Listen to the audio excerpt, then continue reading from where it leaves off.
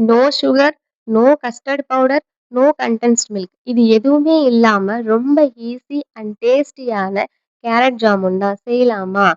இந்த மாதிரி ஹெல்தியான ரெசிபீஸ் உங்களுக்கும் வேணும்னு நினைச்சீங்கன்னா, நம்ம சேனல சப்ஸ்கிரைப் பண்ணிட்டு, பக்கத்துல இருக்கிற பெல் ஐகானையும் கிளிக் பண்ணிக்கோங்க. உள்ள போகலாமா? வாங்க. நான் இப்ப 4 கேரட்ட எடுத்து வச்சிருக்கேன். இப்ப இத தோல் சீவிட்டு, இந்த மாதிரி குட்டி குட்டியா கட் பண்ணி எடுத்து வச்சுக்கோங்க. இப்போ ஒரு மிக்ஸர் ஜார்ல கட் பண்ணி வச்ச கேரட்டையும் உள்ள சேர்த்துட்டு, 1 கிளாஸ் பால் கொஞ்சம் கொஞ்சமா ஆட் பண்ணி, நல்ல ஸ்மூத் பேஸ்ட்டா அரைச்சு எடுத்துக்கோங்க. இப்போ ஒரு கடாய் வச்சு, அதுல 1 ஸ்பூன் நெய் விட்டுக்கோங்க.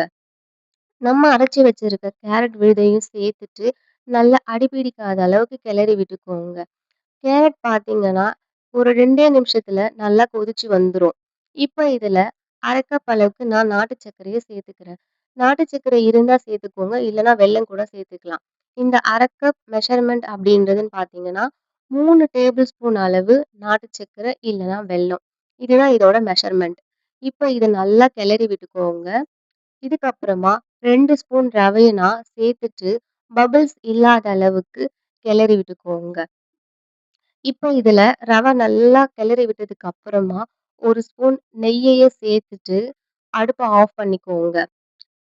அடுப்ப ஆஃப் பண்ணிட்டு, ஆற வச்சு எடுத்து வச்சுக்கோங்க. இப்ப நம்ம ஒரு பேஸ்ட் ரெடி பண்ண போறோம். நான் ஆல்ரெடி 10 பாதாம், 10 முந்திரி 1 மணி நேரத்துக்கு முன்னாடியே ஊற வச்சு எடுத்து வச்சிருக்கேன். இப்ப அத ஒரு மிக்ஸர் ஜார்ல மாத்திக்கலாம். மாத்திட்டு 1/2 கிளாஸ் பால் சேர்த்து நல்லா அரைச்சு எடுத்து வச்சுக்கோங்க. இந்த பேஸ்ட் தாங்க நம்மளுடைய ஜாமுனுக்கு ஒரு திக்கான கன்சிஸ்டன்சி குடுக்கும். ஸோ, இத நீங்க கண்டிப்பா ஸ்கிப் பண்ணிறக்கூடாது.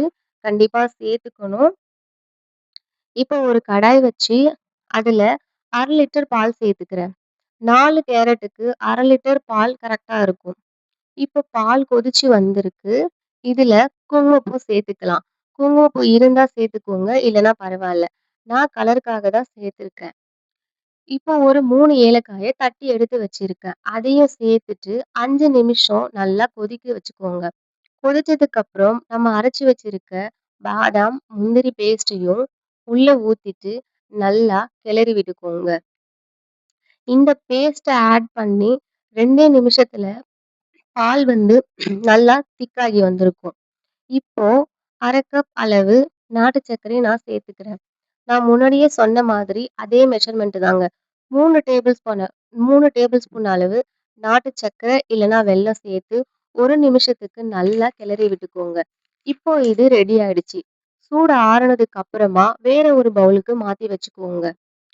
நான் அரைச்சு வச்சிருந்த கேரட்ட பார்த்தீங்கன்னா, நல்லா காறி போய் இருக்கு. இப்ப நீங்க கைய வச்சு பார்த்தீங்கன்னா, இது ஒட்டாம வரும். இப்ப பார்த்தீங்கன்னா, கேரட் நல்லா ஆறிருக்கு. இந்த கேரட்ட குட்டி, குட்டி பவுல்ஸ் மாதிரி செஞ்சு எடுத்து வச்சுக்கோங்க. செஞ்சத பால்ல ஒண்ணு ஒண்ணா ஆட் பண்ணிக்கலாம். உங்ககிட்ட நட்ஸ் இருக்கா? இத அப்படியே மேலாக்க தூவிக்கோங்க.